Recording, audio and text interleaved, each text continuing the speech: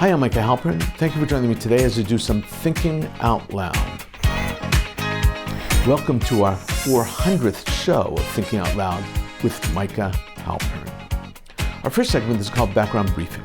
The first thing I've been thinking about is the many misconceptions people have about the Trump peace plan and the ceasefire.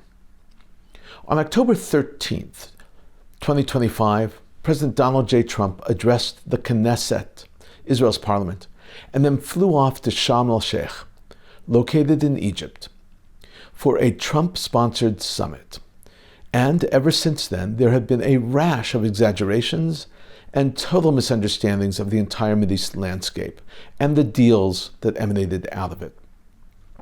Of the many, many people who talked to me about the peace and the end of the war, I have to say that the vast majority of them are simply wrong and misinformed. Simply wrong and misinformed. They just do not understand the dynamics and the very complicated situation President Trump threw himself into, and the great success that Trump accomplished, but the success was narrow and limited. This was not a peace treaty. The agreement that Trump signed was officially named Trump Declaration for Enduring Peace and Prosperity. It was signed only by the President of the United States and three other leaders. They are Egyptian leader Abdel Fattah el-Sisi, Turkish President Recep Tayyip Erdogan, and Qatari Emir Sheikh Tamim bin Hamad Al Thani. Over 20 world leaders were present in Sharm el-Sheikh for the signing, but only 4 actually signed it. President Trump and 3 others. The others just watched. They didn't witness, they watched. Notably absent were representatives of both Israel and Hamas. The document is officially categorized by the White House as a presidential memorandum. Presidential memorandum. That is what's written right next to the date on the title page. To state the obvious, a presidential memorandum is not a peace treaty. For further evidence, read the first paragraph of the memorandum, and I'm reading it right now to you. We, the undersigned, those 4, welcome the truly historic commitment and implementation by all parties to the Trump peace agreement, ending more than 2 years of profound suffering and loss, opening a new chapter for the region defined by hope, security, and a shared vision for peace and prosperity. That sounds like a memorandum, not a peace treaty. What follows are 9 short paragraphs, very short, that say nice things. The first of those paragraphs begins, "We support and stand behind the President Trump's sincere, blah, blah, blah, blah, blah," followed by, "We understand, we affirm, we recognize, we are united in our determination to dismantle extremism. We hereby commit to the resolution of future disputes. We seek tolerance, dignity, and equal, blah, blah, blah. We pursue a comprehensive vision of peace, security, and, this is important, in this spirit, we welcome the progress." Wow.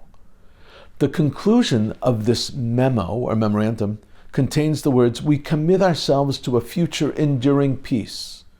Hardly a peace treaty. That was simply a very nice statement. This presidential memo should not in any way be confused with the October 9th ceasefire agreement between Israel and Hamas. That agreement, which was also signed in Sharm el-Sheikh, was officially called, and this is the quote of the title, "Implementation Steps for President Trump's Proposal for a Comprehensive End of the Gaza War," unquote. That document is the first phase of President Trump's highly touted 20-point Gaza peace plan. And in stark contrast to the October 13th document, the ceasefire agreement was actually signed by both Israel's Strategic Affairs Minister, Ron Dermer, and by Hamas's senior political leader, Khalil al-Hayya. President Trump's envoy, Steve Witkoff, signed for the United States. Egyptian Intelligence Minister Abbas Kamal signed for Egypt. Qatari Foreign Minister Mohammed bin Abdul Rahman Al Thani signed for Qatar, and the final signature belonged to the Turkish Deputy Foreign Minister. The principles of the ceasefire are very clear and direct. The parties simply stop shooting at one another. A ceasefire does not mean peace.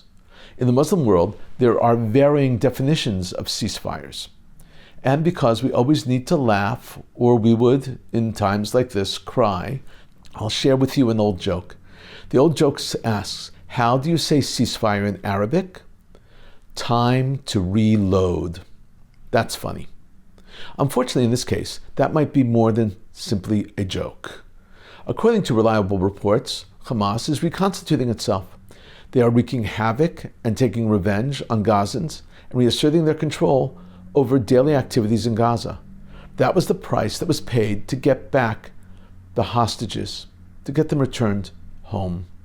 It was the price that took those unfamiliar with the region by surprise. President Trump carved out a brilliant victory. It is his win.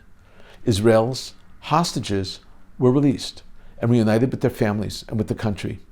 For the first time since October 7th, he brought happiness to the state of Israel. The insight into Donald Trump is very important here. Trump sees the world as a series of wins versus losses.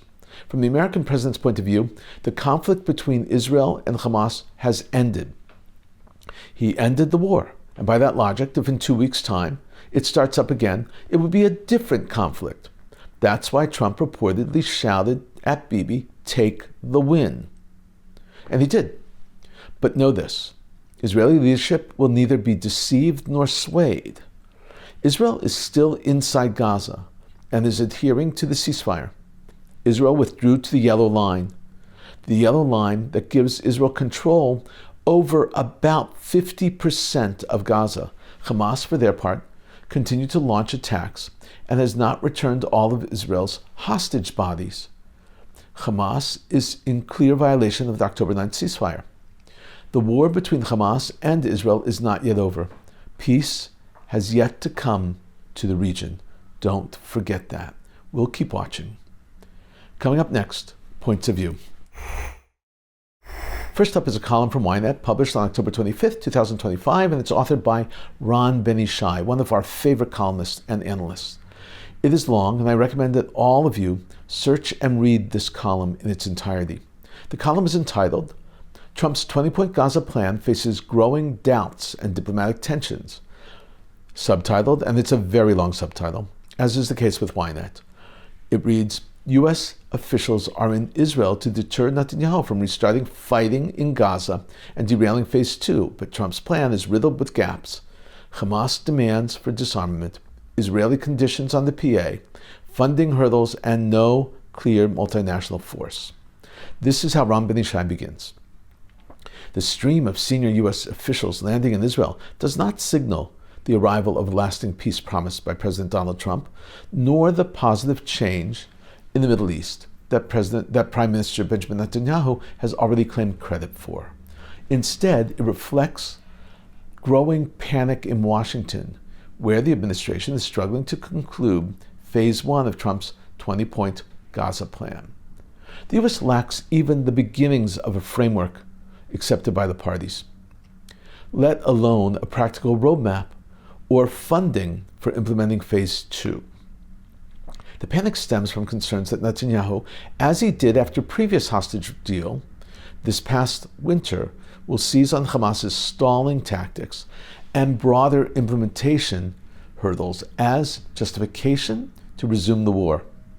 Washington is well aware that members of Netanyahu's government, and likely Netanyahu himself, believe Hamas can only be disarmed and Gaza demilitarized through an all-out military campaign in which the IDF decisively crushes the terror group. They see the current moment after the release of all the living hostages as a rare opportunity to strike hard from the air and land across the entire Gaza Strip without risking Israeli lives until Hamas fighters surrender. Ron Ben-Ishai explains that this worries Qatar and Turkey. But Trump has a tool to control Bibi. He calls it Bibi-sitting, like babysitting, only Bibi-sitting. He sends high-level people to make certain Bibi does not do something to sabotage the Trump plan. He writes, Trump's remedy to the panic has been creative, if somewhat crude, babysitting, a form of diplomatic babysitting involving a constant rotation of senior U.S. officials in Israel, whose physical presence is meant to deter Netanyahu from resuming hostilities or blocking humanitarian aid. Notably, this airlift of American envoys no longer includes Jared Kushner and Stephen Witkoff, who are abroad seeking regional cooperation and unable to personally keep Netanyahu in check.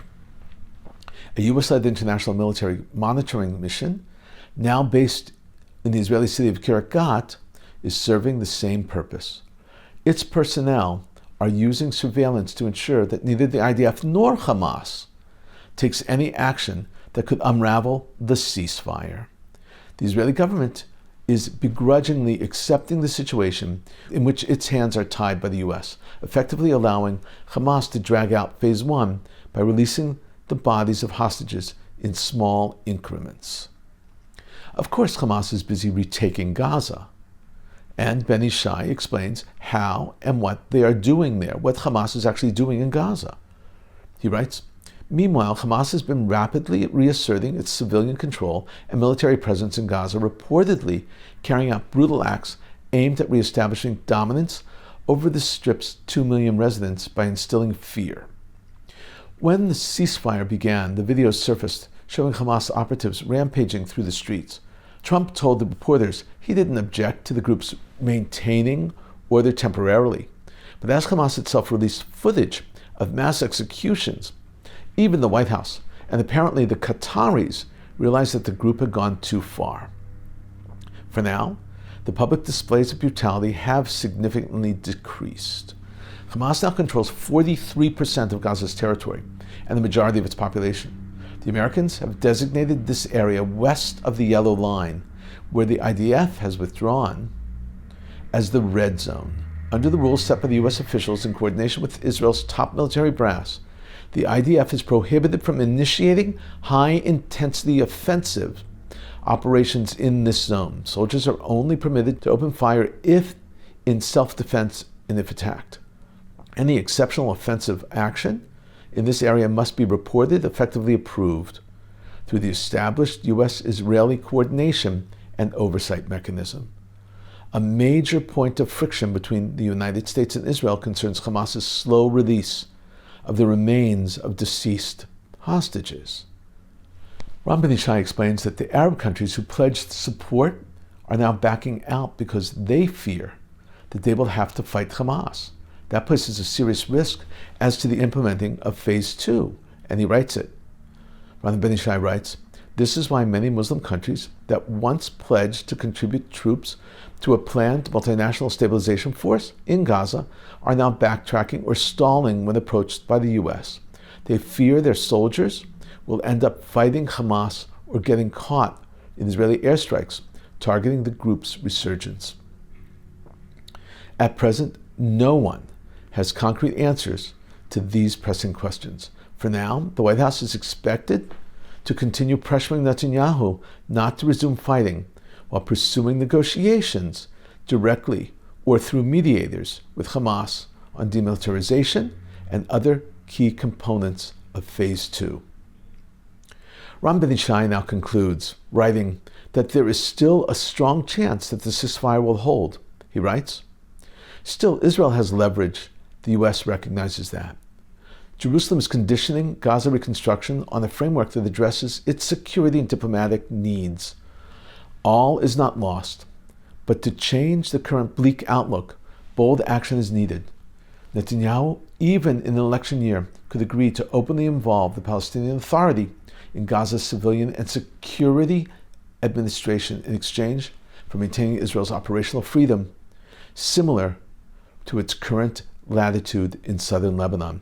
Such an arrangement could restore support from the key Sunni states while sidelining Qatar and Turkey. Again, an excellent piece by Ram Ben Ishai. The second column is also from Ynet, and it's written by Jonathan Adiri. It was published also on October 25th, 2025, and it's entitled, Hamas is Evolving, Not Surrendering. Israel faces a new strategic threat, and it's a long subtitle again. Opinion, Israel's military victory risks turning into a strategic setback as Hamas shifts from the battlefield to diplomacy, backed by Turkey and Qatar's efforts to rehabilitate the group into a legitimate political actor rather than a defeated terrorist movement. This column also focuses on the ceasefire. This is how Adiri begins. Israel may have won the war militarily, but it risks losing strategically. While the entire security establishment focuses on how to prevent the next October 7th, the real transformation is taking place elsewhere. Hamas may have surrendered tactically, but recent weeks show it is undergoing a dangerous evolution. It now seeks to seize the political assets that Fatah cultivated for it while Israel was fighting, and from there continue its campaign against Jewish sovereignty in the land of Israel. On the battlefield, the outcome is clear. The IDF dismantled Hamas's military capabilities, and the US-led international coalition, through sophisticated Israeli maneuvering, has forced the group into a paper surrender. Yet it is not a surrender. It is a strategic metamorphosis. Hamas is ready to trade rockets for stamps, tunnels for offices. It has realized that real power has shifted from the ground to the international arena and is now willing to give up military control of Gaza in exchange for integration into the Palestinian Authority's institutions that Fatah developed during years of conflict. Adiri explains Hamas's motivation. He writes that Hamas wants to be integrated into PA administration and its institutions for the reason of success. They will succeed that way. Adiri explains that Qatar and Turkey are still also financially helping Hamas. Their actions are visible. Qatar continues to funnel hundreds of millions of dollars, this time under humanitarian and reconstruction cover. It hosts Hamas's leaders, conducts political negotiations on their behalf, and portrays them as legitimate partners. Its vast media empire, led by Al Jazeera, serves the organization's interests.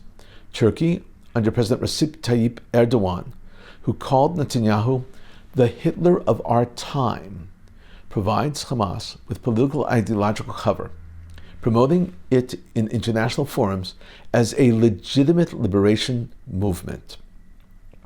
Adiri concludes saying that many of the players simply are unaware of the nuances of the other players. He writes, recent moves by the Prime Minister, both with India and President Trump, show an understanding of the direction, yet it's not enough, despite the Prime Minister's proven persistence, diplomatic sophistication, and close relationship with the US President. Israel's diplomatic infrastructure remains rotten, filled with acting appointees and officials who have only a limited grasp of unfolding events. Jonathan Adiri, you have given us much to think about. Thank you so very much. Coming up, commentary through cartoons, where pictures tell the story. I'm going to show you 8 cartoons today. The first cartoon is positive, very unusual. A positive cartoon in the international press. The machine gun is transformed into a dove with an olive branch. Remarkable. There are so many sardonic and negative cartoons. The second cartoon is Trump and Bibi on a heap of rubble, which is Gaza. They are celebrating the peace plan. It is a major attack against the peace plan. Third up depicts a Hamas fighter emerging from the tunnels to sign Trump's plan, and Trump celebrates on the back of Bibi. A Gazan family just watches in disbelief right there. Fourth up is an Israeli tank, and Trump is pulling out a dove out of the back of the tank. Next up is a gun with a cork in it, a large gun, and then in the cork are smaller guns shooting. The cartoon is entitled Gaza Ceasefire. Not really. Another cartoon entitled Gaza Ceasefire shows the dove filled with bullet holes. Again, not really. The seventh cartoon depicts a slice of watermelon, which symbolizes the Palestinians' fight against Israel. There are images of people in the watermelon. And finally, this eighth cartoon is Air Force One flying over Gaza with a banner that reads, "Attention Gaza, I brokered the ceasefire, return to your homes," and a smiley face. This is so tongue-in-cheek, so anti-Trump. In a moment, more of my own perspective and a few predictions. According to Saudi TV, the channel Al Hadath, comes a report from sources that a member of Iran's Revolutionary Guard was the target of Israeli attack in the village of Nabi Shit in the Bekaa region in eastern Lebanon. According to the report, the Revolutionary Guard member took on security and military roles in the area after the fall of Bashar Assad's regime in Syria. When hostage survivor Guy Gilboa Dalal arrived at his home in Alfei Menashe, he was welcomed by crowds. He said, "I thank everyone. It's simply amazing. I'm going to be with my family now. Thank you." Kidnapped survivor Aviatar David arrived at his home in Kfar Saba. He was greeted by many supporters, and he said, "The happiest moment in the world to be back here. I am very excited and happy to see everyone. Great joy here, feeling excellent. I thank the IDF and everyone. The people of Israel live. Am Yisrael Chai." Eitan Moore also returned home from the hospital recently. Rotem Cooper, son of slain hostage Amiram Cooper, whose body is still awaiting his return to Israel and the family, said that Hostage Square that the following thing happened. This is his quote: "A deathly silence is taking over the tunnel in Gaza. Fine dust slowly settles on the bodies of the hostages. They are waiting for brave soldiers to rescue them, to testify about their fate, to expose the abandonment, insult, and betrayal, to bring them home for eternal rest. Their bones ask us not to be satisfied with the slogan, not to give up on the promise until the last hostage." Very powerful. After the jewelry heist, which stole approximately 100 million worth of gems from the Louvre Museum, 2 suspects have been arrested, one of them at the Charles de Gaulle Airport in Paris, as he was about to board the flight to Algeria. This was reported by La Parisienne. According to the report, the 2 are residents of Saint-Denis, near the French capital. They are in their 30s. On the same topic, Tzvika Nave, CEO of CGI Group, which specializes in business intelligence and security consulting, told Ynet that the company participated in investigating the heist at the Louvre Museum in Paris. According to him, "We were hired to help solve the heist, identify the robbers, and to try to recover the stolen jewelry. We operated on various levels, reaching definitive findings and digital forensic evidence that pointed to several museum employees, one of them from the security company. We transferred them to the relevant authorities, which subsequently led to identifying the subjects.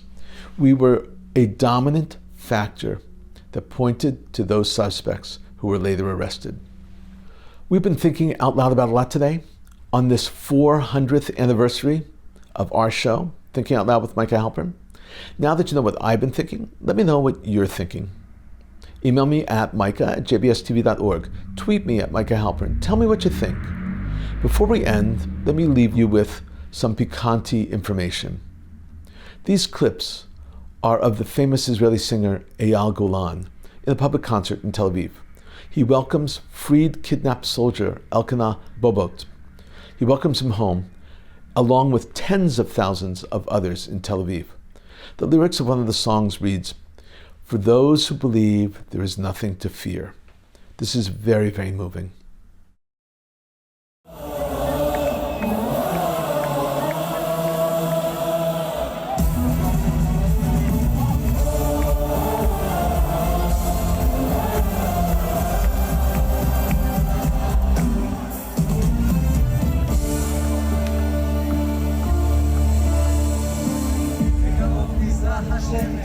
לימים יפים אלה, הלב נלחם בדאגות, כולם יחזרו הביתה, נחכה להם למטה, אולי נדע בשורות טובות.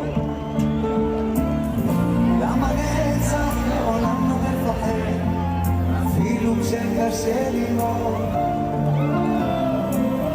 כולם ביחד, אף אחד פה לא בודד, שישרפו המלחמות.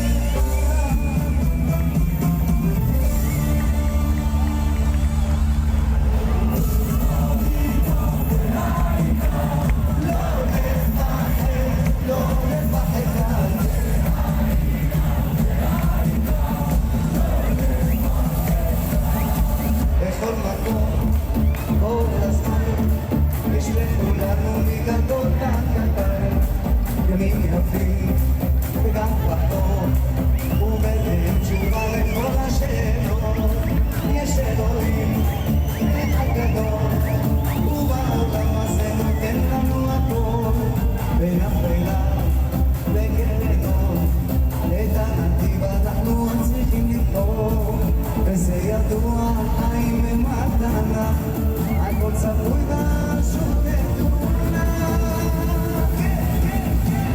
מי שמאמין לא מפחד, את האמונה לאבד, ולנו יש את מלך העולם. כי מי שמאמין לא מפחד, את האמונה לאבד, ולנו יש את מלך העולם, והוא שומר אותנו מכולם.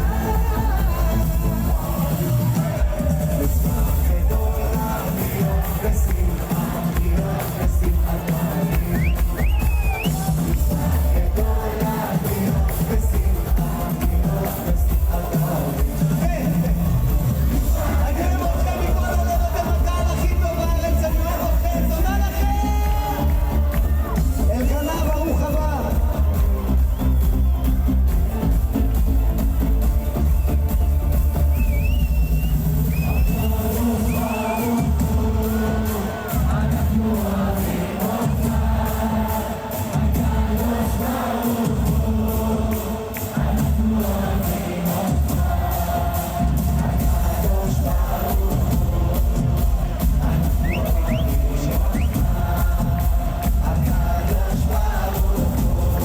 תודה רבה לכם!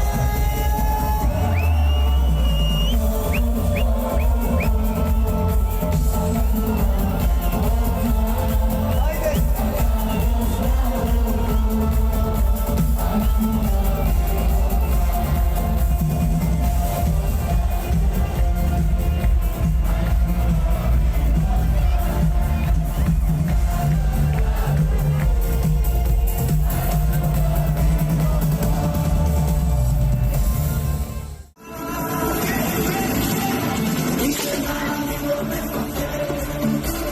את האמונה לאבד, ולנו יש את מלך העולם. כי מי שמאמין לא מפחד, את האמונה לאבד, ולנו יש את מלך העולם, והוא שומר אותנו מכולם. Thank you for thinking out loud with me, Micah Halpern, on this 400th show. Let's think out loud again next week on JBS.